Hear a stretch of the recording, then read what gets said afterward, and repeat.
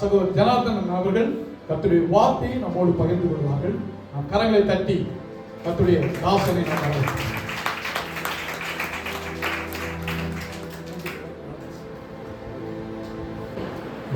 கரங்களை ஒரு விஷயம் போது ஆண்டவரே மக்கள் நன்றி செலுத்துகிறோம். ஆண்டவரே இந்த வேலைக்காக நன்றி. ஆண்டவரே நீர் என்னை வார்த்தையை கொடுக்கும்படியாக அழைத்து வந்த கிருபைக்காக நன்றி சொல்கிறேன். ஆண்டவரே நீர் பேசுங்க. ஆண்டவரே என் வாய் மூலமாக நீர் பேசு. வார்த்தைகளை நீங்கள் கொடுக்கப்படும். இந்த வார்த்தை அநேகருக்கு இருதயங்களை கட்டும்படியாக உதவி செய்யும். என்னோடு நீங்கள் இருந்த என்னை பலப்படுத்துங்க, தைரியப்படுத்துங்க. இந்த இடத்துல இந்த வார்த்தையை பற்றி நேரத்தில் நீர் அசைவாடுகிறார். ஒவ்வொருவரையும் நீர் ஆசீர்வதிக்கிறார். பேசும் போது சொல்லுகிற நல்லதுதான். ஆமாம். அல்லேலூயா, அல்லேலூயா. ஆண்டவர் எனக்கு இந்த வார்த்தையை கொஞ்ச நாளாவே எனக்கு ரொம்ப மனசுல வச்சுட்டு இருந்தார். சரி, இந்த வார்த்தையை நம்ம பேசலாம், ஆண்டவர் கொடுத்த ஒரு வார்த்தையை பேசலாம்னு சொல்லி சரி ஆயத்தப்பட்டேன். இந்த வார்த்தைக்கு தலைப்பு பார்த்தீங்கன்னா சத்துருக்களுக்கு முன்பதாக பந்தியை ஆயத்தப்படுத்துகிறது சொல்லி இந்த நாளில் நம்ம இந்த வார்த்தையை பார்த்துட்டோம். சத்துருக்களுக்கு முன்பதாக பந்தியை ஆயத்தப்படுத்துகிறது. நம்மளுடைய தேவன்னா நம்மளுக்கு எவ்வளவுதான் நம்மளுக்கு சத்துருக்கள் இல்லாம இருக்கலாம், ஆனா நம்மளுக்கு எதிராக இருக்கிற சத்துருக்களுக்கு முன்பதாக நம்மளுக்கு ஒரு பந்தியை ஆயத்தப்படுத்துகிற தேவன் சொல்ற தலைப்புனால முதலாவது நம்ம பார்க்க போற ஒரு மனுஷன் யாருன்னா யோசேப்பு. யோசேப்பு வாழ்க்கையில ஆண்டவர் செய்த ஒரு ஆண்டவர் ஏற்படுத்துற ஒரு பந்தியை நம்ம பார்க்க போறோம். ஆதியாகமம் 37:5-11 வரைக்கும். யோசேப்பு ஒரு சொப்பனம் கண்டு அதை தன் சகோதரருக்கு அறிவித்தான். அது நிமித்தம் அவனை இன்னும் அதிகமாய் பகைத்தார்கள். அவன் அவர்களை நோக்கி, நான் கண்ட சொப்பனத்தை கேளுங்கள். நாம் வயலில் அறுத்த அரிகளை கட்டி கொண்டிருந்தோம். அப்பொழுது என்னுடைய அரிக்கட்டு நிமிர்ந்தது, உங்கள் அரிக்கட்டுகள் என் அரிக்கட்டை சுற்றி வணங்கி நின்றது என்றான். அப்பொழுது அவன் சகோதரர் அவனை பார்த்து, நீ எங்கள் மேல் துரைத்தனம் பண்ணுவாயோ, நீ எங்களை ஆளப்போகிறாயோ என்று சொல்லி அவனை அவன் சொப்பனங்களின் நிமித்தம் அவன் வார்த்தைகளின் நிமித்தமும் இன்னும் அதிகமாய் பகைத்தார்கள். அவன் வேறொரு சொப்பனம் கண்டு தன் சகோதரரை நோக்கி, நான் இன்னும் ஒரு சொப்பனத்தை கண்டேன். சூரியனும் சந்திரனும் 11 நட்சத்திரங்களும் என்னை வணங்கினது என்றான். இதை அவன் தன் தகப்பனுக்கும் தன் சகோதரருக்கும் சொன்னபோது அவன் தகப்பன் அவனை பார்த்து, நீ கண்ட இந்த சொப்பனம் என்ன? நானும் உன் தாயாரும் உன் சகோதரரும் தரை மட்டும் குனிந்து உன்னை வணங்குவோமோ என்று அவனை கடிந்து கொண்டான். ஹல்லேலூயா. யோசேப்பு எந்த ஒரு தப்பும் பண்ணல. அவனோட வயசு என்னன்னு பாத்தீங்கன்னா 17 வயசுல ஆண்டவர் அவனுக்கு சொப்பனத்தை உண்டு பண்ணார். யோசேப்பு செஞ்ச ஒரே ஒரு எந்த தப்புமே பண்ணல. ஆண்டவர் கொடுத்த சொப்பனத்தை அவன் ரொம்ப வெளிப்படையா அவங்களோட சகோதரத்துல போய் சொல்றான். ரொம்ப வெகுளிதனமா அந்த 17 வயசுல ஆண்டவர் எனக்கு இந்த ஒரு சொப்பனத்தை கொடுத்திருக்கிறாரு அப்படின்னு சொல்லி போயிட்டு அவன் சகோதரத்துல போய் சொல்றான். ஆனா அவங்க சகோதரருக்கு என்னன்னா, நீ ஒரு சின்ன பையன், நீ உனக்கு என்ன, உனக்கு நாங்க உங்களை பணிஞ்சு கொள்வோம் நீங்க நினைக்கிறியா அப்படின்னு சொல்லி அவங்க கோவப்படுறாங்க. ரெண்டாவது ஒரு சொப்பனத்தை பாக்குறான். ரெண்டாவது ஒரு சொப்பனத்தை பார்த்து அதே திருப்பி போய் சொல்றான். அவனுக்கு முன்னாடி சொல்லிட்டோம், ஆனா அவங்க கோச்சிக்கினாங்களே அப்படின்ற ஒரு நினைப்பு அவனுக்கு இல்லை. ஏன்னா அவனுக்கு ஒரு வயசு 17 வயசு, அவன் வெகுளிதனம், தான் சகோதரர்கள் தானே சொல்லி அவன் நம்பி போய் திருப்பி சொல்றான். அதுக்கு அவங்க என்ன சொல்றாங்கன்னா, திருப்பி அவங்க கோவப்படுறாங்க. கூட அவங்க தகப்பனும் சேர்ந்து கோவப்படுறாரு. அந்த கடைசி அதிகாரம் பார்த்தீங்கன்னா 16வது வசனம் பார்த்தீங்கன்னா, அவன் சகோதரர்கள் அவன் மேல் பொறாமை கொண்டார்களாம். அவன் தகப்பனும் அவன் சொன்னதை மனதில் வைத்துக் கொண்டான். அவன் சகோதரர்கள் என்ன பண்ணாங்க, பொறாமை கொண்டார்களாம். இது வசனத்தை படிக்காம அப்படின்னு ஓரளவு சொல்லிட்டு போறேன். இப்போ யோசேப்பு இந்த சொப்பனத்தை கண்டு அவன் சகோதரர்கிட்ட சொல்லும் போது அவன் சகோதரர்கள் பாக்குறாங்க, அவன் ரொம்ப கோபப்படுறாங்க. அப்போ நீ ஒரு சின்ன பையன், நாங்கெல்லாம் உங்க காலில் உங்களை பணிந்து கொள்வோமான்னு சொல்லி கோபப்படுறாங்க. அப்போ ஒரு நாள் அவங்க தகப்பன் சொல்றாரு, இந்த மாதிரி சகோதரர்கள்லாம் இருக்காங்கப்பா, நீங்க அவங்க நல விசாரிக்கும்படியா போயிட்டு ஆடு மாடெல்லாம் எப்படி இருக்கு போய் பார்த்துட்டு வாப்பா அப்படின்னு சொல்லும் போது அவன் யோசேப்பு போறான். என் சகோதரன் மேல இருந்த நம்பிக்கை நம்பிக்கையில அவன் போறான். அப்ப அங்க என்ன பண்றாங்க, அதோ சொப்பனக்காரன். ஏன்னா அவங்க ஏற்கனவே முடிவு பண்ணிட்டாங்க, இவனுக்கு யோசேப்பு எப்படியாவது கொலை பண்ணி போடணும் அப்படின்னு சொல்லி ஒரு முடிவோட இருக்கிறாங்க. ஆனா இப்ப சொல்றான், தூரத்துல வரும்போது சொப்பனக்காரன் வருகிறான், அவனை எப்படியாவது இன்னைக்கு கொலை பண்ணி போடலாம். அதுல ஒரு சகோதரன் சொல்றான், இல்ல வேணாப்பா, அவன் கொலை பண்ண வேணான்னு சொல்லி ஒரு குழியில தூக்கி போடுறாங்க. அந்த குழியில தூக்கி போட்டு போத்திபார் ராஜாவுக்கு அவனை வித்துறாங்க. அவன் அந்த அரண்மனையில போய் அந்த இடத்துல ஆண்டவர் அவனோடு இருந்ததுனால அவன் என்ன பண்றான், ரொம்ப அவன் அந்த போத்திபார் ராஜா அந்த அரண்மனையில எல்லா காரியங்களையும் அவன் இடத்துல ஒப்பு கொடுத்து அவனை ஒரு தலைவன் மாதிரி வச்சிருக்கிறான். அவன் எல்லா காரியத்திலும் செய்யறான். அந்த இடத்துல போத்திபார் ராஜாவுக்கு அந்த யோசேப்பு மேல ஒரு ஆசை வந்தது. அப்போ அவன் அதை விட்டுட்டு ஓடிடுறான். ஏன்னா அவனுக்கு யோசேப்புக்கு இருந்த ஒரு பெரிய விஷயம் என்னன்னா, ஆண்டவர் நம்மை பார்க்கிறார் என்ற ஒரு அந்த சிந்தையை அவனுக்குள்ள இருந்துட்டே இருந்தது. ஆண்டவர் அவனோடு இருந்ததுனால, ஆண்டவர் அவனை பார்க்கிறார் என்ற ஒரு சிந்தை இருந்ததுனால அந்த போத்திபார் ராஜா வீட்டை விட்டு ஓடுறான். ஓடி அவனை வந்து இவன் மனைவி நான் சொல்றேன் இந்த மாதிரிலாம் சொல்லிடுறாங்க, இந்த மாதிரி அவன் என் கூட தப்பா இருந்தான் அப்படின்னு சொல்லிடுறாங்க. ராஜா வந்து எந்த ஒரு கேள்வியும் யோசேப்பை பார்த்து கேட்கவே இல்லை. நல்லா படிச்சு பார்த்தீங்கன்னா யோசேப்பை பார்த்து எந்த கேள்வியுமே யாருமே கேட்கல. அவனை சிறைசாலையில போட்டுடுறாங்க. யோசேப்புக்கு மனுஷங்கிட்ட இருந்து ஒரு சின்ன அந்த ஒரு கேள்வி கேட்டா கூட அவன் திருப்பி சொல்லியிருப்பான். ஆனா எந்த ஒரு கேள்வியும் கேட்காம சிறைசாலையில போட்டுடுறாங்க. அந்த இடத்துல பாத்தீங்கன்னா அவன் சிறைசாலைன்றது வந்து ஒரு ரொம்ப கஷ்டமான ஒரு சூழ்நிலை, ரொம்ப கஷ்டமான சூழ்நிலை அந்த சிறைசாலையில இருக்கும் பொழுது. ஆனால் அந்த சிறைசாலை தலைவனிடத்துல அவனுக்கு ஒரு தயவு கிடைக்குது. அந்த இடத்துல இருக்கும்போது பானபாத்திரக்காரன் அந்த இடத்துல வரான். பானபாத்திரக்காரனுக்கு ஒரு சொப்பனம் தோன்றுது. எனக்கு இந்த மாதிரி சொப்பனம் வந்திருக்குது, அதுக்கு விடை சொல்லும்படியா யோசேப்பு கிட்ட வரான். யோசேப்பு வந்து அதுக்கு சொப்பனத்துக்கு விடை சொல்றாரு. இந்த 3 நாளுக்குள்ள ராஜா உன் தலை உயர்த்தப்படும், நீ ராஜா இடத்துல இருப்ப அப்படின்னு சொல்லிடுறாரு. பானபாத்திரக்காரன் அதே மாதிரி ராஜா இடத்துல போயிட்டு அந்த வேலைக்கு சேர்ந்துடுறான். இந்த இடத்துல எனக்கு ஒரு சின்ன சந்தேகம் வந்து என்னன்னா, 17 வயசுல யோசேப்புக்கு ஒரு சொப்பனத்தை ஆண்டவர் கொடுத்திருக்காரு இல்லையா? இல்லையா? 17 வயசுல சொப்பனத்தை கொடுத்திருந்தார். இப்ப பானபாத்திரக்காரன்ட்ட இவன் இந்த சொப்பனத்துக்கு விடை சொல்லும் பொழுது என்ன வயசு இருக்கும்? ஒரு 28 வயசு. 17 வயசுல ஆண்டவர் சொப்பனத்தை கொடுத்துட்டு 28 வயசுல சொப்பனத்துக்கு விடை சொல்லும்படியா அவனை கொண்டு வந்திருக்காரு. அல்லேலூயா.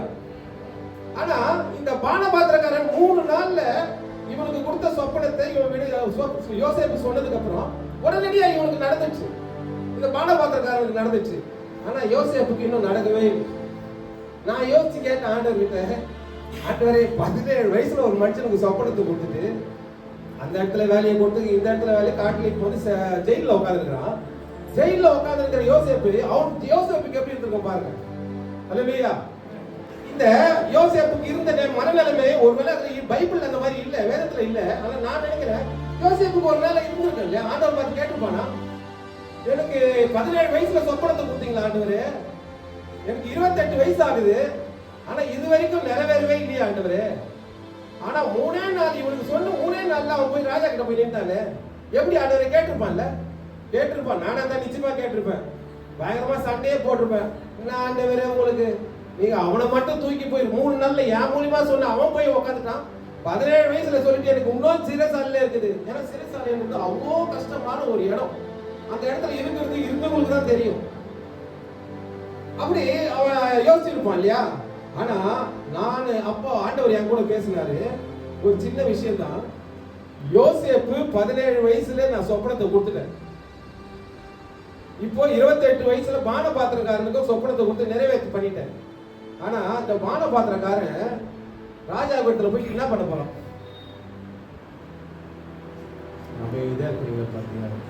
பானபாத்திரக்காரனுக்கு சொப்பனத்தை கொண்டு உடனே நிறைவேற்றிட்டாரு. பானபாத்திரக்காரன் என்ன பண்ண போறான் சொல்லுங்க? அவனுக்கு அறிவு வளர்ச்சி தேவை கிடையாது. ராஜா கிட்ட போய் கை கட்டி நிக்க போறான். ராஜா வந்து ஊத்துனா ஊத்த போறான், போதனா நிக்க போறான். இதுதான் அவனுக்கு உண்டான அறிவு. அல்லேலூயா. ஆனா யோசேப்புக்கு என்ன அறிவு தெரியுமா? யோசேப்பு எங்க போய் நிக்க போறான்? ராஜாவுக்கு முன்னாடி ராஜாவா நிக்க போறான். அல்லேலூயா. நம்மளோட வாழ்க்கையில லேட் ஆகுதா? ரொம்ப லேட் ஆகுதா? நம்ம எங்க நிக்க போறோம் தெரியுமா? ராஜாவுக்கு முன்னாடி நிக்க போறோம். ராஜாவா நிக்க போறோம். அல்லேலூயா. பானபாத்திரக்காரன் சீக்கிரம் நம்மளுக்கு ஒரு யோசனை வரும். ஆண்டவரே, நான் உங்க வீட்டுல போய் ஜெபம் பண்ணுப்பா. ஏழ்ஜான் வீட்டுல போயிட்டு ஏழ்ஜானுக்காக ஜெபம் பண்ணுப்பா. ஏழ்ஜான் ஆட்டோ வாங்கிட்டாருப்பா. நான் ஒன்னும் சைக்கிள்லயே போயிருக்கிறேன்ப்பா. இருக்குமா இருக்காதா? அல்லேலூயா. எல்லா மனநிலைமையும் அப்படிதான். நான் கூட நினைப்பேன் நம்ம ஜெபம் பண்ணா சில பேர் வந்து ஜெபத்துக்கு போயிட்டு பண்ணும்போது அவங்க வீட்டுல போய் ஜெபம் பண்ணுவாங்க. பார்த்தா அவங்க நடத்துறோம். ஆனா இவங்களுக்கு அப்படியே தான் இருப்பாங்க, நடக்காது. அல்லேலூயா. இப்ப யோசேப்பு கூட அப்படிதான் நினைச்சிருப்போம். ஆண்டவரே அவனுக்கு ஜெபம் பண்ணி நடந்துச்சு, எனக்கு ஜெபம் பண்ண நடக்கவே இல்லை. ஆனா யோசேப்பு ராஜாவுக்கு முன்னாடி அநேக ஜனங்களை உயிரோடு காக்கும்படியா ஆண்டவர் அவனை வழி நடத்துறாரு. அல்லேலூயா, அல்லேலூயா. நம்மளோட வாழ்க்கையில் ஏதாவது பிரச்சனை இல்லை, ரொம்ப லேட் ஆகுதா, உடனே யோசேப்பு எடுத்து பாருங்க. ரொம்ப லேட் ஆகுதா, யோசேப்பு தான். அல்லேலூயா. இப்போ பானபாத்திரக்காரனுக்கு அந்த சொப்பனம் நடந்துச்சு.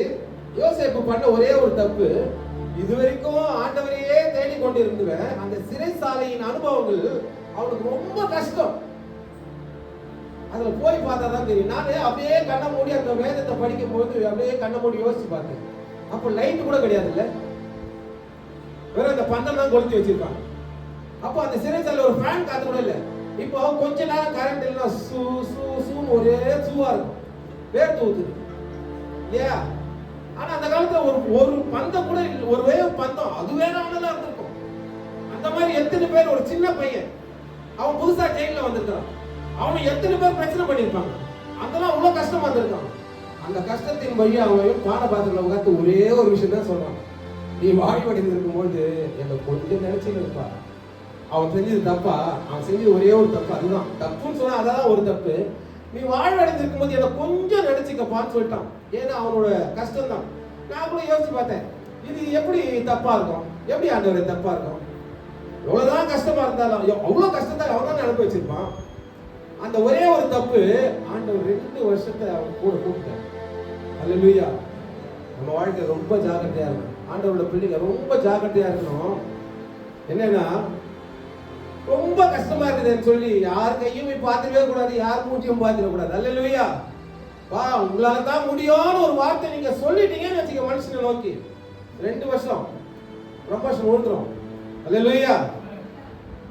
கொஞ்ச நாளுக்கு முன்னாடி இந்த ஒரு சாட்சியை சொல்லிடுறேன். நேற்று நடந்தது ஒரு அற்புதம். ஒரு 14 வருஷமா ஒரு காரியத்துக்காக ஒரு இடம் வாங்கி அந்த இடத்துக்கு பட்டாக்காக அழைச்சிட்டு நிறைய பேர்கிட்ட போய் கொடுத்துட்டேன். அந்த ஜெட் பத்தி எல்லாம் போடுவாங்க, அதுல எல்லாம் போய் கொடுத்துட்டேன். அந்த விவோ கிட்ட பார்த்தேன், அவ்வளவு காரியம் பண்ணியாச்சு. ஒரு 4 மாசத்துக்கு முன்னாடி ஒருத்தர் கொடுத்தா ஒரு 4 மாசமா அதை கையில வச்சிருந்தா கடைசி வரைக்கும். ஏன் தெரியுமா? நம்ம மனுஷனை நோக்கி பார்த்து இவர்தான் செய்வாருன்னு நம்ம நினைச்சிட்டோம்னா கர்த்தரை நடத்தவே விட மாட்டார். அல்லேலூயா. நான் அதுக்கப்புறம் என்ன பண்ண, அவர்கிட்ட ஜெபம் பண்ணி அதுக்கப்புறம் நான் ஒன்னே ஒன்று தெரிஞ்சுக்கிட்டேன். ஆண்டவர் கொடுத்த இந்த வார்த்தை சத்துருக்கள் முன்பதாக பந்தி ஆயத்தப்பட்டுன்னு சொன்னார். ஒரு 3 மாசமா இதை பேசுறாரு என்கிட்ட. அப்ப நான் என்ன பண்ணேன்னா உட்காந்து தேவ சமூகத்துல உட்காந்து நிறைய ஜெபம் பண்ணேன். ஆண்டவரே இது வரைக்கும் நான் மனுஷனை பார்த்தேன், இது வரைக்கும் பார்க்கல. அந்த ஒரு காரியத்துக்காக செய்வாருன்னு கொடுத்தேன். அதுக்கப்புறம் பார்த்து என்ன பண்ணேன், வேணாம் ஆண்டவரேன்னு சொல்லிட்டு ஜபத்திலேயே உட்காந்துட்டேன். ஒரு பையன் ஃபோன் பண்ணான், ஹலோ அண்ணா நான் எப்படின்னா இருக்கேன். அவருக்கு இப்போ ரொம்ப வருஷத்துக்கு முன்னாடி எனக்கு பழக்கம். இப்போ திடீர்னு ஃபோன் பண்ணி அண்ணா எப்படின்னா இருக்கீங்க பேசுறேன் தான். அப்புறம் என்ன பண்ண, ஏன்னா நம்ம தேவ மனுஷன் பையன், அவர் ஒரு சபையில ஊழியம் பண்ணிட்டு இருக்காரு. அப்புறம் அவன்கிட்ட சொன்னேன், இந்த மாதிரி நான் அண்ணா வானே நான் பார்த்துக்கிறேனே.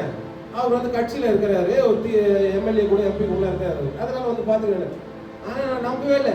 நான் பாட்டு ஜெபம் பண்ணிட்டே இருந்தேன். ஒரு நாள் நான் பண்ணேன், சரி போகலாம் ஸ்ட்ரெயிட்டாக விவோவே பார்க்கலான்னு சொல்லிட்டு அந்த காய் எடுத்துட்டு சாப்பிட்டு உட்காந்து நின்றுக்கிறோம். அவர் பையன் இருக்கிறான். இல்லை கொண்டு இல்லைப்பா எடுத்துன்னு வரலப்பா அப்படின்னு சொல்லிட்டே இருந்தேன் அந்த ஜெராக்ஸ். அப்படின்னு பார்த்தா சரி ஜெபம் பண்ணி ஆண்டவரே கொடுக்கலாமான்னு யோசிச்சு சரி இந்தாப்பான்னு கொடுத்துட்டு, ஆண்டவரே இது அவனை நம்பி இல்லை, ஆண்டவரே உங்களை நம்பி தான் இது கொடுக்குறேன் அப்படின்னு சொல்லிட்டு அவன் கையில் கொடுத்துட்டு வந்துட்டு கொஞ்ச நேரம் பொறுத்து வீட்டுக்கு போகலான்னு போய் அங்கே அந்த கடையிலே பேசிட்டு அவர் ஃபோன் பண்ணுறாரு. அண்ணே வெயிட் பண்ண போகாதீங்கன்னா அவ்வளோ சீக்கிரம் குயிக்காக பார்த்தா சர்வர் வந்துட்டார். அது வந்து இது சப்டிவிஷன். அது உடனடியாக ஒரு ஆள் அனுப்பிச்சாரு. 14 வருஷமா இதுக்கு போராட்டம். உடனடியாக ஆண்டவர் அனுப்பிச்சாரு. உடனடியாக வந்தா உடனே சபையில் இல்லை, யாரும் கட்டுக்க தூரமாக இல்லைன்னு சொல்லிட்டு அவன் போயிட்டு ஆளுந்து போயிட்டு. ஆனால் எனக்கு என்ன ஒண்ணுன்னா, இவ்வளோ வருஷமா அழிஞ்சுருக்கிறோம், இதுக்கு யாராருக்குமே அழிஞ்சுருக்கிறோம். திடீர்னு அந்த சர்வர் வந்துட்டாங்க. அப்படியே ஒரு நம்பிக்கை ஆயிடுச்சு. ஆண்டவரே நீங்க தான். அப்போ கூட நான் அவங்ககிட்ட ஸ்ட்ரெயிட்டாக ஒரே ஒரு வார்த்தை சொன்னேன், வா நான் உன்னை நம்பவே இல்லை, ஆண்டவரை தான் நம்புறேன். சரி நீங்க ஆண்டவரை நம்புனேன். ஆனா நேற்று தினத்துல நாங்க போனோம். இது நிறைய 4 மாசம் 5 மாசம் தான் கொடுத்துருக்கிறேன், நடக்கல. கரெக்டா கொடுத்து ஒரு 10 நாள் தான் ஆச்சு. நேற்று ஒரு இடத்துல போகும்போது ஃபோன் பண்ணி, ஏன்னா எங்கடா அப்படின்னு கேட்டா, இல்லை வெயிட் பண்ணுனேன் தருவான் அப்படின்னு. அப்புறம் திரும்பி கொஞ்ச நேரம் கழிச்சு கேட்டேன், அடே எங்கடா இருக்கீங்க? அது நான் சொன்னேன், டே நாளைக்கு மெசேஜ்ரா, நான் சீக்கிரம் வந்து வீட்டுக்கு போகணும்டா அப்படின்னா. அப்புறம் அண்ணே ஒரு நிமிஷம் வெயிட் பண்ணு, நீட்டா வீட்டுக்கு வந்து அதை எடுத்து கையில கொடுத்தான். ஒரிஜினல். ஹல்லேலூயா, ஹல்லேலூயா. அதை எடுத்து கையில கொடுத்துட்டு நாளைக்கு மெசேஜ் போறீங்கல்ல, சாட்சி சொல்றேன் போய். ஹல்லேலூயா. அவன் திரும்பி திரும்பி சொன்ன ஒரு காரியம் 14 வருஷம் ஆண்டவர் என் கையில செஞ்சிருக்காரு. அப்பதான் நம்புறேன் ஆண்டவரே. அப்பதான் எனக்கு புரிஞ்சுது, ஒரு தேவ மனுஷனா ஆண்டவரா ஒரு மனுஷனை உருவாக்க, அவர் தேவ மனுஷனா இருந்தாலும் யாரா இருந்தாலும் தேவனே ஒரு உண்டாக்குற ஒரு காரியத்துல நம்ம போனோம்னு வச்சுங்களேன், காரியம் சீக்கிரம் நடந்துடும். இப்போ பானபாத்திரக்காரன்னு பார்த்தா போறாரு, போய் மறந்து போறாரு அப்படின்னு எல்லாரும் சொல்லுவாங்க. வேதத்துல அப்படிதான் போட்டுருக்கு, மறந்து போறாரு.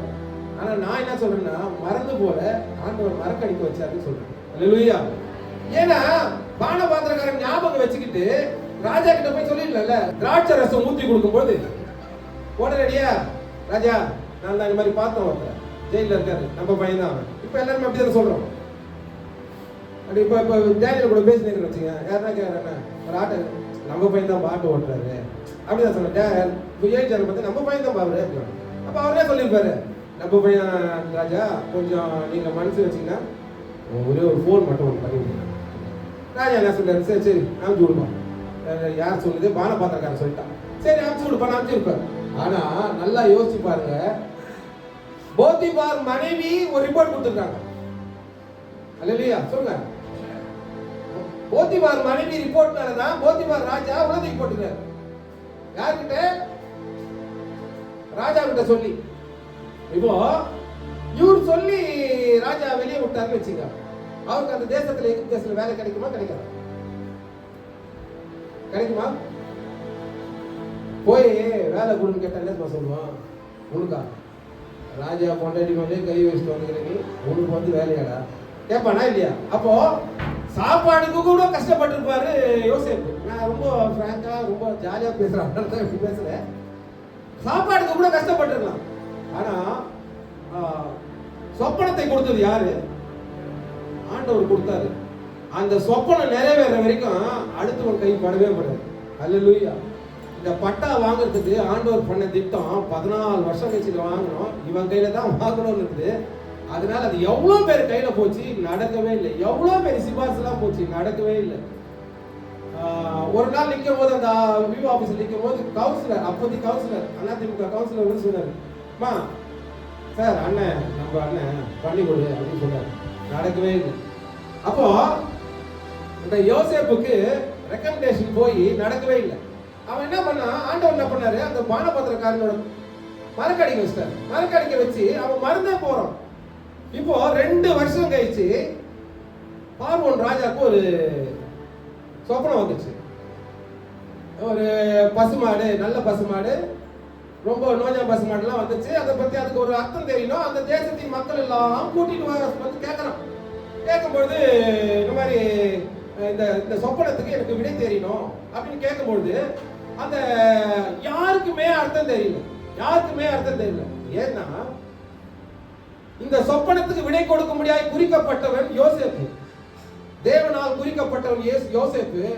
நம்மளோட வாழ்க்கையில நமக்கு எது நடக்குமோ அது அப்பவே நடக்கும். ஆண்டவர் குறித்த வேலை நடக்கும். பாஸ்டர் டைட்டஸ் சொன்னாரியா, ஏற்ற வேலை. அவர் பேசும்போது நான் சொன்னேன், நான் பேசின கொடுக்க வேண்டிய மெசேஜ் எல்லாம் நீங்க பேசுறீங்க அதே வார்த்தை சொல்றாங்க. என் பொண்ணு கூட நிறைய பேர் கேட்பாங்க, கல்யாணம் ஆகலையா, இந்த வாரம் அடுத்த வாரம் கல்யாணம் ஆகலையா, இந்த ஞாயிற்றுக்கிழமை கல்யாணம் ஆகல, அடுத்த ஞாயிற்றுக்கிழமை கல்யாணம் ஆகல.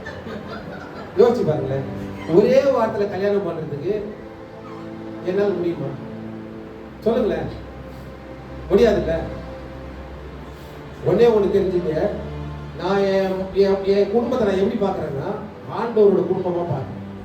நீங்க என் குடும்பத்துல வந்து 1 கோடி ரூபாய் பணம் கொடுத்து நீ விக்கிரக ஆராதனை பண்ணுனா நிச்சயமா நான் தொட மாட்டேன்.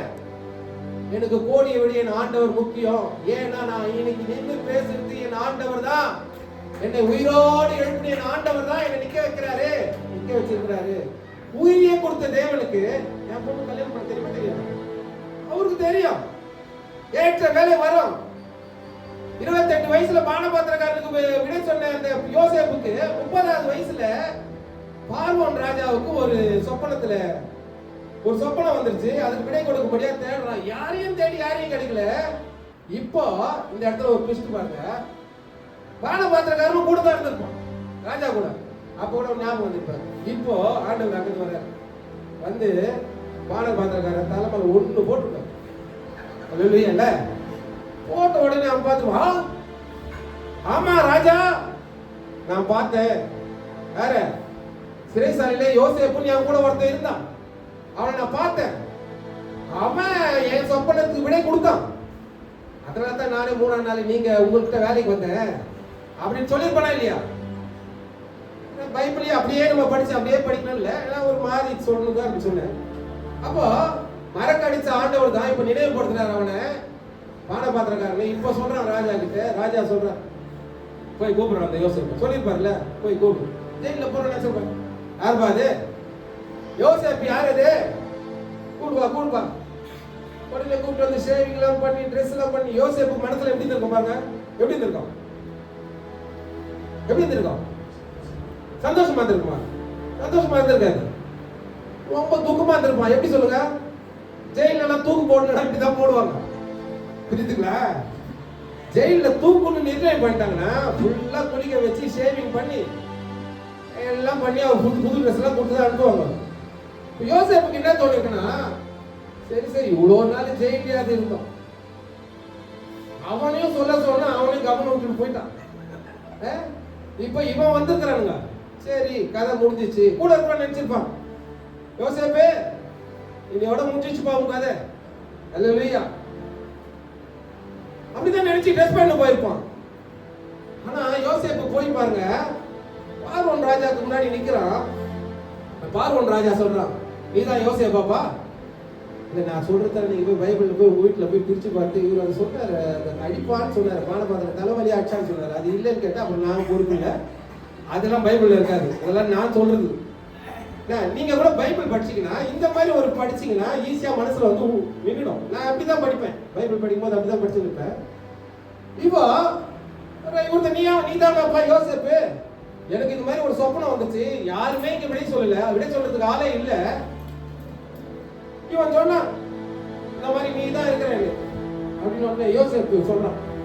அது நான் போத்திபார் வீட்டுல அவங்க பொண்டாட்டிக்கிட்ட ஏதோ தப்பா நடக்கல, ஆனா ஒரு வார்த்தை கூட நீ கேட்காம என்னை ஜெயில போட்டீங்கல்ல, இப்போ சொப்பனத்துக்கு விடை சொல்லுமா அப்படின்னு யோசேப்பு கேட்கல. நான் கேட்டிருப்பேன், நான் நின்று என்னை கூப்பிட்டுருந்தானா இத்தனை வருஷமா என்னை ஜெயில போட்டு வச்சுட்டு இப்போ உனக்கு ஒரு காரியம் ஆகணும்னு உடனே என்னை கூப்பிட்டு வந்து ஷேவிங்லாம் பண்ணி ட்ரெஸ் எல்லாம் பண்ணி என்னை கூப்பிட்டு வந்து நிக்க வச்சிக்கடா, இவ்வளோ நாள் உனக்கு கண்ணுக்கு தெரியலடா, என்ன கேட்டுருக்கீங்களா கேட்க மாட்டீங்களா? எல்லாம் பார்த்தா நல்ல புள்ளிங்க மாதிரி தெரியும், யாரும் கேட்கற மாதிரி தெரியும். நான் கேட்டிருப்பேன், ஏன் நீ கேட்டுப்பியா? இல்லை நமக்கு கோச்சு பண்ணுது கேட்டுப்பேன். நான் இப்ப இவங்களெல்லாம் கேட்டு வச்சுக்கேன், இவங்க மெசேஜ் கொடுக்குறாங்க, இப்போ இவங்களை கேட்டு வச்சுக்கேன். அடுத்த திருப்பி அதெல்லாம் சொன்னா கேட்குறேன், நீ சொல்றேன்னு சொல்றேன்ல. இப்போ நான் அப்படிதான் கேட்டிருப்பேன், ராஜா சரி சரி ஒரு சேரை போடு நான் உட்காரு அப்படின்னு இருக்கும். அப்புறம் என்ன இன்னொரு பார்த்தா என்னன்னா யாருக்குமே தெரியலையா? ஆமா எனக்குள்ள அறிவு யாருக்கு இருக்கீங்க? யாருக்குமே இல்லை, நான் தான் இங்க பெரியார். இப்படி ஒரு பந்தா வந்திருக்கும்.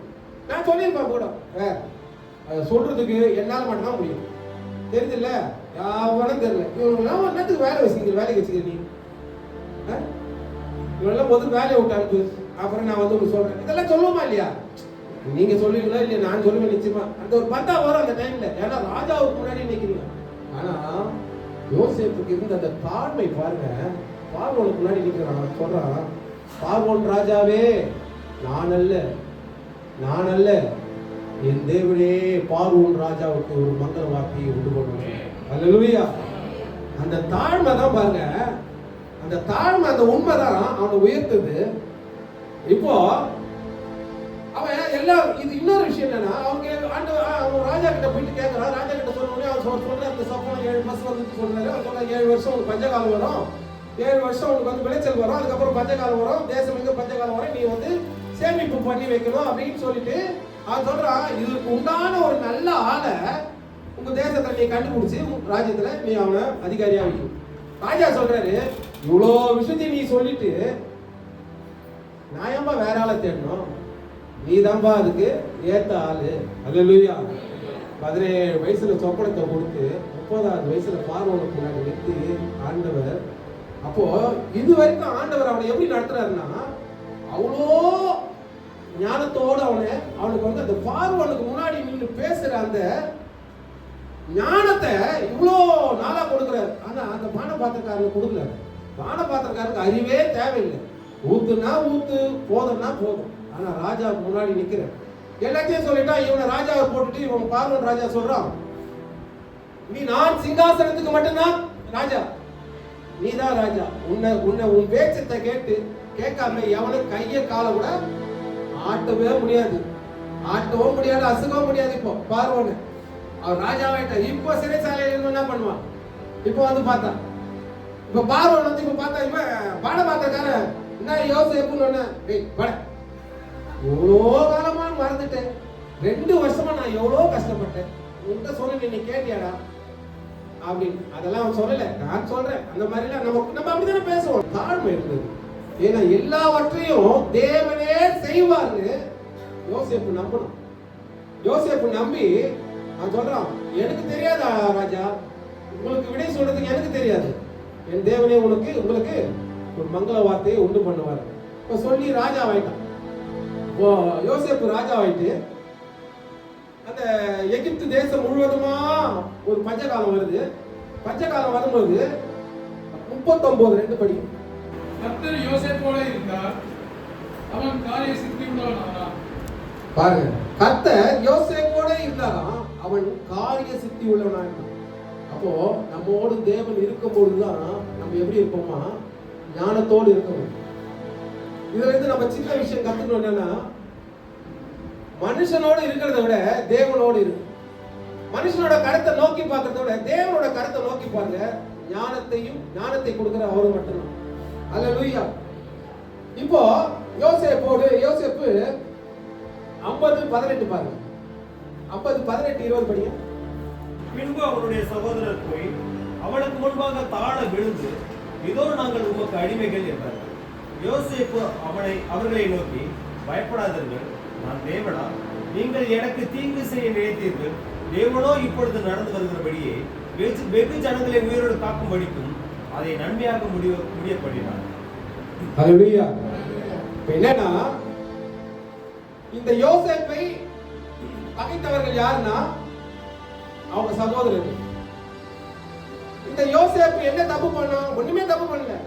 ஆண்டவருடைய சொப்பனம் அது. ஆண்டவர் சொப்பனத்தை கொடுத்தார். நான் சகோதரன் தானே அவங்ககிட்ட போயிட்டு அவன் போய் சொல்றான். அப்போ ஆனா அவங்க அவனை பகைத்து கொலை பண்ணும்படியா அவங்க நினைக்கிறாங்க.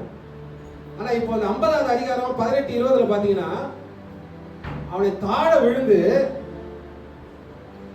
அவன் சகோதரர்கள் அவனை பணிந்து கொண்டார்கள். சொப்பனம் என்ன?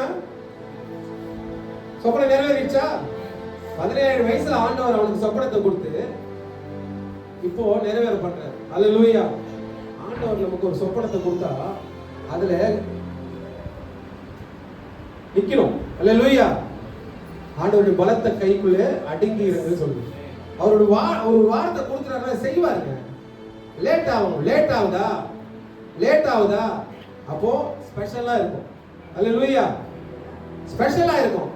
இப்போ பானபாத்திரக்காரனுக்கு உடனே நடந்துச்சு. அது என்ன, நாளைக்கு கூட அந்த வேலையை விட்டு போயிடலாம். ஆனா இப்ப யோசேப்பு யாரு? ராஜா. இப்போ சொப்பனம்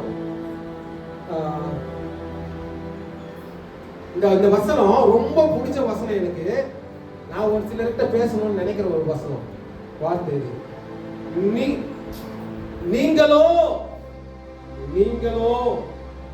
நீங்களோ எனக்கு தீமை செய்ய நினைத்தீர்கள், தேவனோ இப்போது நடந்து வருகிறபடி வெகு ஜனங்களை உயிரோடு காக்கும்படிக்கு அதை நன்மையாய் முடிய பண்ணினார். அல்லேலூயா. அல்லேலூயா. நமக்கு அநேகர் தீமை செய்யலாம். நான் இதெல்லாம் சாட்சி சொன்னா டைம் ஆயிடுச்சு. நான் நிறைய எடுத்துட்டு வந்தேன், ஆனா இது பழைய பேச முடியாது. அதனால ஆண்டவர் அந்த சகோதரர்கள் பார்த்து அவன் சொல்றான், நீங்களும் எனக்கு தீமை செஞ்சீங்கப்பா, நீங்க தீமை செஞ்சீங்கப்பா, ஆனா கர்த்தரோ வெகு ஜனங்களை உயிரோடு காக்கும்படிக்கு அதை நன்மையாய் முடிய பண்ணினார். அல்லேலூயா. யோசேப்பு வாழ்க்கையில சத்துருக்களுக்கு முன்பதாக பந்தியை ஆயத்தப்படுத்தி இருக்கிறோம். ஹல்லேலூயா, ஹல்லேலூயா. முதலாவது நான் நிறைய எழுதிட்டேன், அது சொல்ல முடியுமா? அடுத்து வந்து சாத்ராக் மேஷாக் ஆபேத்நேகோ. அவங்கள பத்தி பாத்தீங்கன்னா சாத்ராக் மேஷாக் ஆபேத்நேகோன்னு இந்த ராஜா தானியேல் அதிகாரம் தானியேல் 3:1 பாருங்க. 1 ராஜாவாகிய நேபுகாத்நேச்சர் 3ஆம் அதிகாரம் தானியேல் 3ஆம் அதிகாரம் 1ஆம் வசனம் 1ல இருந்து பண்ணு.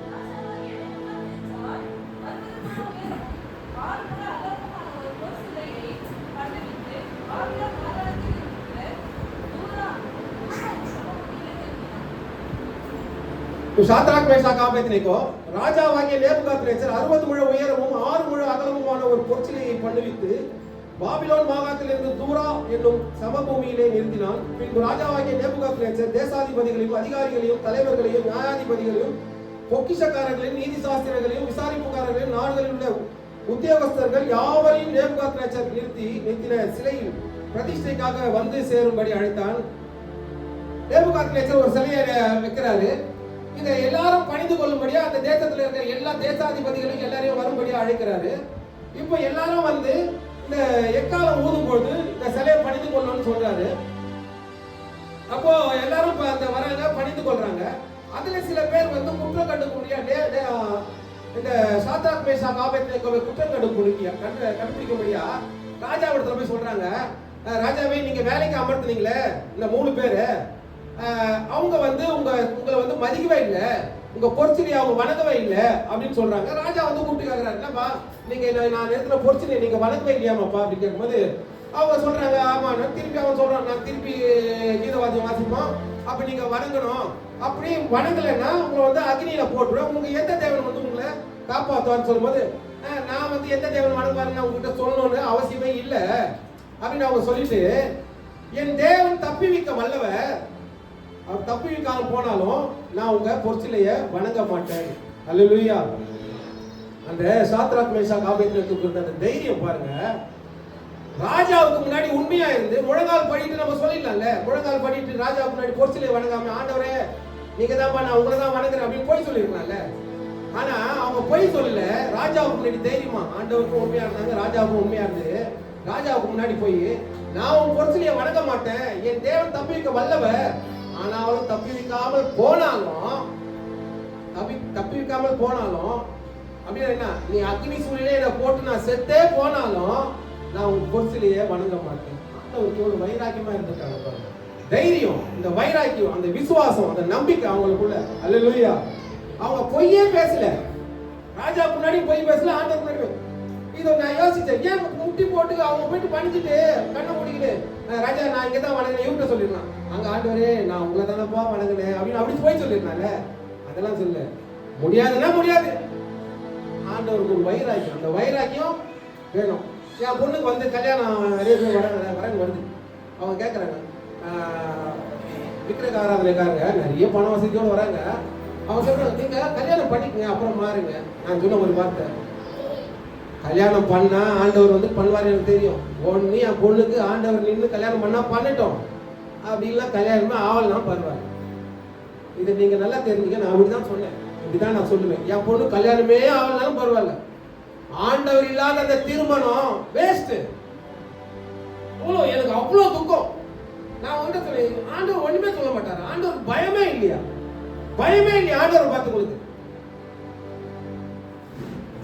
இவ்வளவு வருஷமா ரட்சிக்கப்பட்டு அப்படின்னா உங்களுக்கு மாப்பிள்ளை கேட்குது அப்படி, அப்ப ஆண்டவர் உங்களை இது வரைக்கும் நல்லா பார்த்துக்கவே இல்லையா? அல்லேலூயா. தயவு செய்து கேட்கிறேன். அப்படி ஒரு சூழ்நிலை வந்தா ஆண்டவருக்காக நில்லுங்க. அல்லேலூயா. போய் திடீர்னு போயிட்டாங்க, பாதியில வந்தது ரொம்ப பெரிய கோடி கிடைக்குதுன்னு பாங்க, அப்புறம் தெருக்கோடி தான். அல்லேலூயா. ஏன்னா இந்த கொரோனா டைம்ல எவ்வளவு பெரிய கோடி சொல்ல தெருக்கோடி இருந்தது. பணம்ன்றதுக்கு சாதாரண விஷயங்க. அப்படி வந்து அப்படி போயிடும். தேவன் இல்லாத வாழ்க்கை நாசமான வாழ்க்கை தான். அல்லேலூயா. தேவனுக்கு பிரியம் இல்லாத வாழற வாழ்க்கை நாசமான வாழ்க்கை தான். தேவனை தேடாம நிக்கிற வாழ்க்கை நாசமான வாழ்க்கை. அல்லேலூயா. அவங்கள புடிச்சு உள்ள போட்டாங்க. சாத்ராக் மேஷாக் ஆபேத்நேகோவுக்குள்ள 7 மடங்கு அவர் என்ன சொல்லியிருப்பாரு போட்டு 7 மடங்குல 70 மடங்கு போட்டாலும் சாவ போறதுக்கு நீங்க எந்த மடங்கு போட்டா இருக்குன்னா நான் போறேன் போட்டாங்க. ஆனா தூக்கி போய் கொண்டு போய் போட்ட ராணுவ வீரர்கள் அவங்க செத்து போனாங்க. அவங்க ராஜா பாக்குறாராம், ஏப்பா 3 பேர் தான் போட்டாங்க, இன்னொருத்தர் கூட சுத்தி நிக்கிற மாதிரி இருக்கிறாரு, அவர் தேவ சாயல் மாதிரி இருக்கிறாரு. அல்லேலூயா. எவ்வளவு பெரிய ஆபத்துல போய் நின்னாலும் தேவனோடு இருக்கிறோம்னு நினைச்சுக்கிறேன், தேவன் நம்மோடு நிற்பார். அல்லேலூயா, அல்லேலூயா. சாத்ராக் மேஷாக் ஆபேத்நேகோ ராஜாவுக்கு முன்பதாக ஒரு பந்தி ஆயத்தப்படுத்துறது. அல்லேலூயா. அடுத்தது தானியேல் 6ஆம் அதிகாரம் பாருங்க, 6ல இருந்து 10 வரைக்கும். இங்க தானியேலை குற்றப்படுத்தும்படியா இந்த 6ஆம் அதிகாரத்துல சொல்லப்பட்டிருக்குது. பின்பு அந்த பிரதானிகளும் தேசாதிபதிகளும் கூட்டம் கூடி ராஜாவிடத்துல போய் அவனை நோக்கி, கரியூ ராஜாவே, நீர் என்றும் வாழ்க. எவனாகிலும் 30 நாள் வரைக்கும் ராஜாவாகிய உன்னை தவிர எந்த தேவனையாலும் மனுஷனையானாலும் நோக்கி யாதொரு காரியம். தானியேல் ஆண்டவரை 3 வேளையும் தேடுறது ஒரு மனுஷன், ஆண்டவரோடு இருக்கிற மனுஷன். அவனை குற்றப்படுத்தும்படியா ராஜா கிட்ட போய் சொல்றாங்க, ராஜா இந்த தானியேல் ஒருத்தர் இருக்கிறான், ஆனா நீங்க 30 நாளைக்கு வரைக்கும் நீங்க சொல்லிட்டீங்கல்ல யாரையும் தேடக்கூடாது, யாரையும் வணங்கக்கூடாது அப்படின்னு. ஆனா அவன் பார்த்தா அவனோட தேவனை பாட்டு வணங்கி இருக்கிறான். இங்க ஏற்கனவே ஒரு சட்டம் இருக்குதுல்ல, இந்த மாதிரி வணங்கினா அந்த சிங்கக்கப்பில அப்படி இருந்தா சிங்கக்கப்பில போடுவோம்னு. அதனால நீங்க அந்த இதோ மாத்தக்கூடாது அப்படின்னு சொல்லும்போது இங்க ராஜாவுக்கு அந்த விருப்பமே இல்லை, தானியேல் விருப்பமே இல்லை. ஆனாலும் அவங்க சொன்னதை கேட்டு ராஜா கையெழுத்து போட்டாரு. கையெழுத்து போட்டு முத்திரை வைக்கப்பட்டது, சிங்கக்கப்பில போடுறாங்க. இப்ப தானியேலுக்கு என்னன்னா, நீங்க போய் யார் வேணா பத்திரம் வாங்க, யார் வேணா டைப் பண்ணுங்க, யார் வேணா கையெழுத்து போடுங்க, யார் வேணா முத்திரை போடுங்க. நான் என்னதான் பண்ண போறேன்னா என் தேவனை 3 வேளையும் நான் ஆராதிக்க போறேன். அல்லேலூயா, அல்லேலூயா. அந்த வைராக்கியம், தானியேலோட வைராக்கியம். அவனை சிங்கக்கப்பில போட்டாங்க, சிங்கத்தின் வாய்களை தூதர்களை கொண்டு ஆண்டவர் கட்டிட்டார். அல்லேலூயா.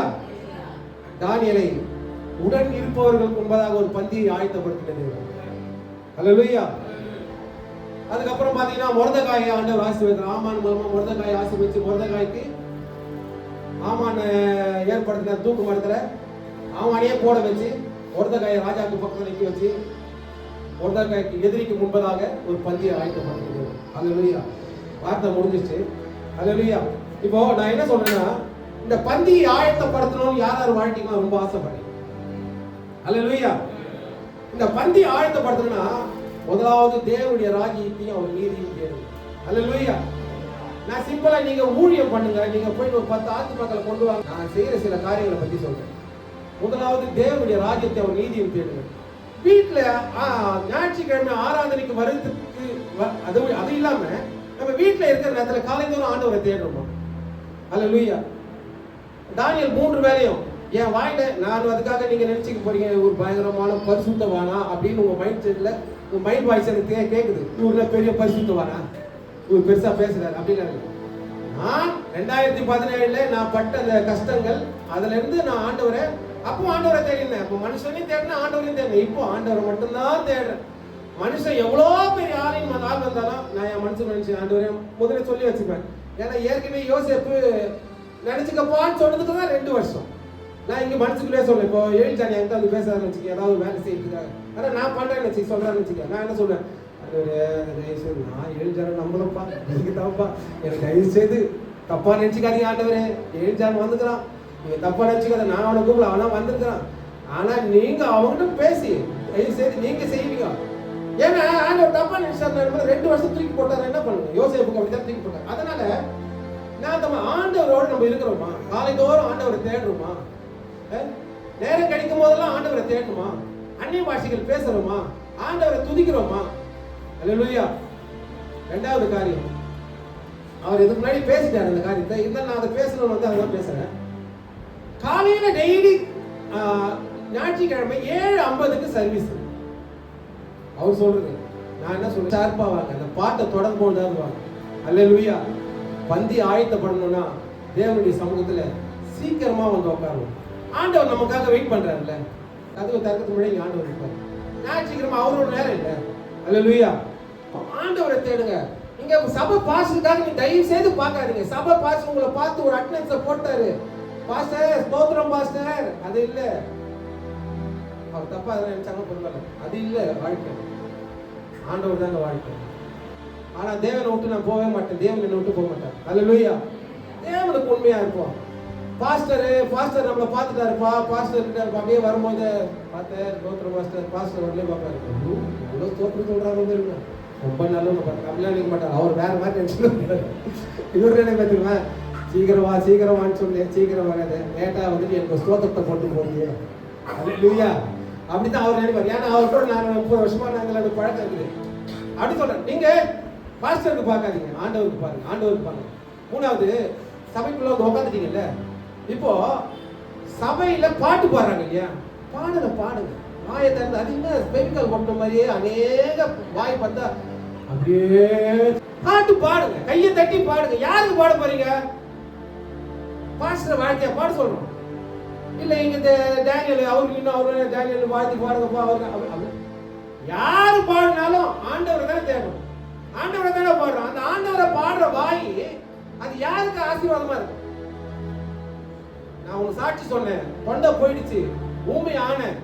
ஆனா ஆண்டவர்கிட்ட சொன்னேன், 15 வருஷமா நான் உங்களை பாடினேன் ஆண்டவரே. கொஞ்சம் ஆண்டவர் திருப்பி என் மேல கரிசனையா வந்தாரு, கண்ணை ஏற்றது என் மேல வச்சாரு. நான் இன்னைக்கு யோசனா சபையில பாடுற ஐடியாலாம் கிடையவே கிடையாது, வார்த்தை கொடுக்குற ஐடியா எனக்கு கிடையவே கிடையாது. ஒரு தரிசனம் எனக்கு வந்தது இந்த கொரோனா டைம்ல. எனக்கு ஜிம் பண்ணும்போது டிவி போட்டு இந்த யோசனா சபையில இருந்து மெசேஜ், எல்லா மெசேஜ் கேட்பேன். சில மெசேஜ் கேட்கும்போது யோசனா சபையில பார்த்தேன். ஆண்டவர் எனக்கு ஒரு தரிசனம் கொடுத்தாரு, நீ இங்க நின்று சாட்சி சொல்லணும். நான் சொன்னேன், சபைக்கு வந்தா பாடத்துல கவனம் செலுத்துங்க. நீங்க யாரா இருந்தாலும், மைக்கு பிடிச்ச நானா இருந்தாலும், மைக்கு பிடிச்ச டேனியா இருந்தாலும், யார் நிக்குது? ஆண்டவருக்காக நிக்கிறோம். அல்லேலூயா. ஆண்டவருக்காக பாடுங்க. இன்னொன்னு, ஆராதனை வேலையில ஆராதிங்க ஆண்டவர். யாருனாலும் உங்களுக்கு நன்மை செஞ்ச தேவனை வாயை மூடிக்கிட்டு போறீங்களே, உங்க இருதயம் உங்களை பார்த்து கேட்கலையா? கேக்குதா இல்லையா? இருதயம் பார்த்து கேட்கலையா? டேய், இன்னைக்கு ஆராதனை சரியில்லை, நீங்க என்ன ஆராதிக்கல, நான் உனக்கு 6 நாள் உன்னை உயிரோடு எனக்கு எதுவுமே செய்யல ஆண்டவர். ஏன் செய்யல?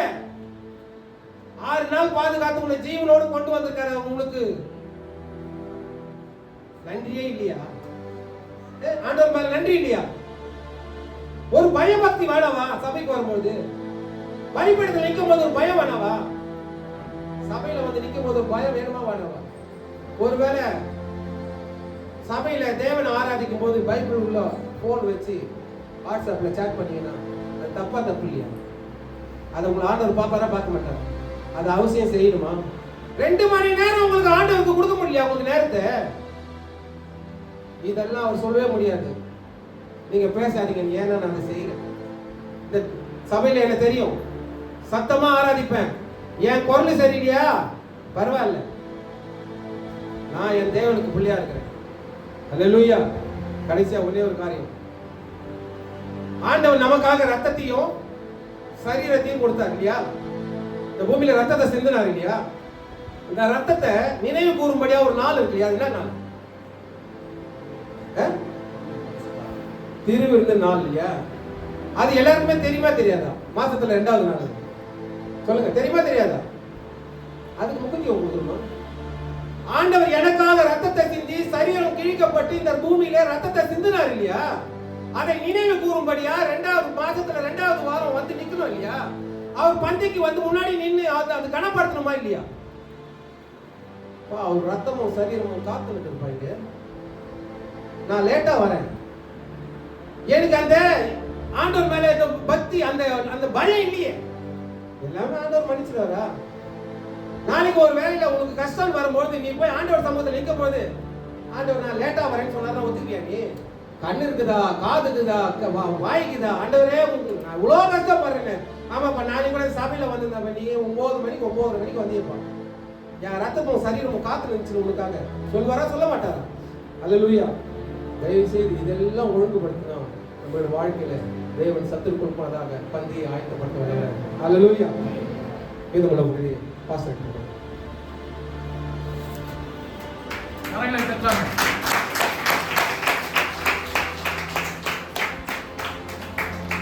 சத்துருக்கள் முன்பதாக தேவன் உங்களுக்கு ஒரு பந்தியை ஆயத்தப்படுத்துகிறது. ஆமென். அல்லேலூயா. அல்லேலூயா. தேவன் உங்களை ஆசீர்வதிக்க வேண்டும். இன்னைக்கு சில காரியம் அவர் ப்ராக்டிக்கலாக பேசினார், ரொம்ப ஜோவியலாக ப்ராக்டிக்கலாக சில காரியங்களை நம்மளோடு பகிர்ந்து கொண்டார், ஒரு உரிமையோடு பகிர்ந்து கொண்டார். அதை நம்ம சீரியஸாக எடுத்துக்கலாம். கர்த்தர் நம்முடைய சத்துக்களை ஆசீர்வதிக்கிறேன். அவன் என்ன சூழ்நிலை வந்தாலும் ஆண்டவரை மாத்திரம் விட்டுறாரு. பக்கத்து சொல்லுங்க, தேவனை விட்டுறாருன்னு சொல்லி. ஹல்லேலூயா. உங்களுக்கு ஒரு காரியத்தை இந்த கர்த்தருடைய வார்த்தை கடந்து வரும் பொழுது அதை நமக்கு பழக்கம் இல்லாவிட்டாலும் அதை செய்ய பழகிக்கொள்ளும். அவன் சீக்கிரம் நீங்கள் ஆத்துமாதான் செய்யும். ஹல்லேலூயா. உங்களை யாரையும் ஆதாயப்படுத்தினாங்க, அந்த மாதிரி நீங்களும் ஆத்துமாதான் செய்யும். ஹல்லேலூயா. எல்லாரும் ஆண்டவர் அந்த மகா பெரிய பொறுப்பை நம்மளை நம்பிதான் கொடுத்துருக்கோம். தூதர்கிட்ட கொடுத்திருந்தா இந்நேரம் இந்தியா ரட்சிக்கப்படுதே நம்முடைய நண்பர்கள் ரட்சிக்கப்படுது. ஆமென். ஹல்லேலூயா. நம்ம கூட அவங்களும் பரலோகத்துக்கு வரணும். ஹல்லேலூயா. சோமன கட்டங்களை மூடி ஒரு நல்ல வார்த்தை கேட்டோம். சத்துருக்கள் முன்பதாக பந்தியை ஆயத்தப்படுத்துகிறது. நீங்க தேவனுக்கு பிரியமா இருந்தீங்க. யோசேப்போடு கர்த்தர் கூட, யோசேப்புக்கு விரோதமாக கூட பிறந்தவங்க எழுப்பினாங்க.